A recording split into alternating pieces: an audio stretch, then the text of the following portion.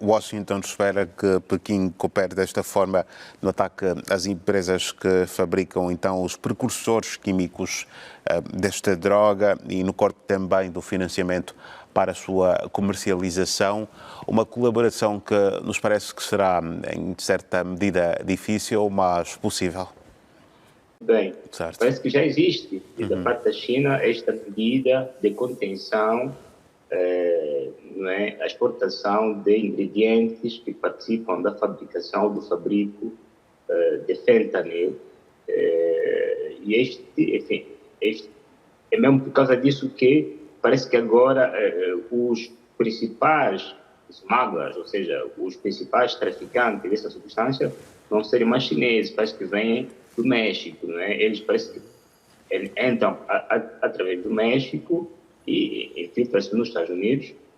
Dizem, portanto, nós não temos dados, dizem que entram através do México, depois a partir daí comercializam ou produto acabado ou substâncias que participam da concessão do fentanil.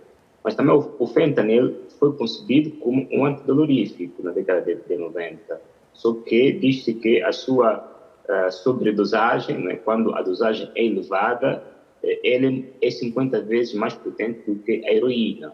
E é isso que tem estado na base da crise de ópio, que, segundo dados do CDC, participam da morte de mais de 100 mil habitantes dos Estados Unidos por ano. Pelo menos o ano passado parece que foi este o número de pessoas que morreram relacionadas com a crise de ópios. Enfim, nesta reunião das duas comissões, parece que foi estabelecida também uma comissão de trabalho que vai reforçar e vai aprofundar a contenção, a exportação de substâncias do gênero para tentar resolver esta crise de ópio nos Estados Unidos. Mesmo se, como se sabe, e o Wellington, ponto americano, saberá melhor do que nós somos angolanos, nos Estados Unidos a crise de ópio é cíclica. Hoje pode chamar-se fentanil, mas no passado tinha outros nomes. Eventualmente, depois de fentanil, terá uma outra crise com outro nome qualquer. Não é? É típico da sociedade dos Estados Unidos a passagem por essas crises cíclicas do consumo de substâncias do gênero que acabam por participar na morte de milhares de jovens, que não só por consumo excessivo, quase que descontrolado, porque depois tornam-se viciados dessas substâncias, não é? E esta participação da China também pode ser entendida como uma espécie de reaproximação, não é, dos dois Estados em função do que tem havido nos últimos tempos. Né? Há um esfriamento das relações entre os dois Estados e essa comissão pode abrir um caminho para um ulterior passo de aprofundamento de relações dos Estados Unidos com a China no que toca à sua relação comercial, à relação política, à relação diplomática, os compromissos internacionais.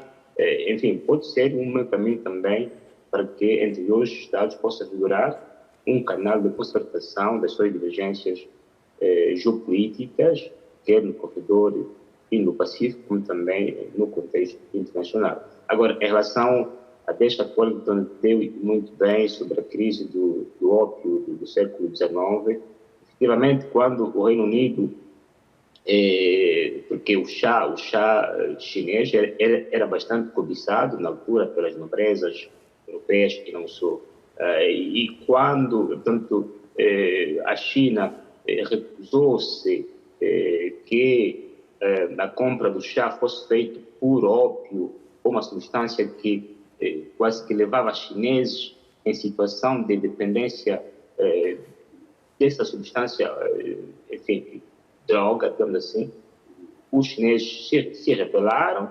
Isso levou à guerra interna chinesa, que depois acabou por concluir quase que na ocupação de parcelas territoriais da China entre o século XIX e início do século XX. Ou seja, o ópio, sim, no passado, parece que foi a China quem foi a vítima da crise de ópio, e hoje são os Estados Unidos que são vítima desta crise, mesmo se as variáveis e os fatores que conduzem a essa crise sejam ao todo diferentes. Porque, por exemplo, em relação à China, a China parece que não participa diretamente desta crise do ópio nos Estados Unidos, ao passo que no passado os comerciantes do chá europeus terão participado na exportação de uma grande quantidade de substâncias, enfim, de drogas, etc., que terão contribuído para a crise de ópio na China,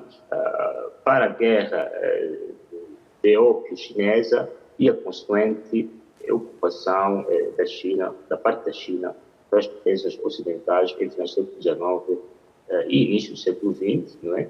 Que depois tem consequências atuais. Basta ver essa componente, por exemplo, de Hong Kong. Né? Hong Kong foi devolvida em final da década de 90 à China, mas antes disso foi um território sob a administração territorial do Reino Unido, como consequência deste período de guerra de ópio do final do século XIX e início do século XX.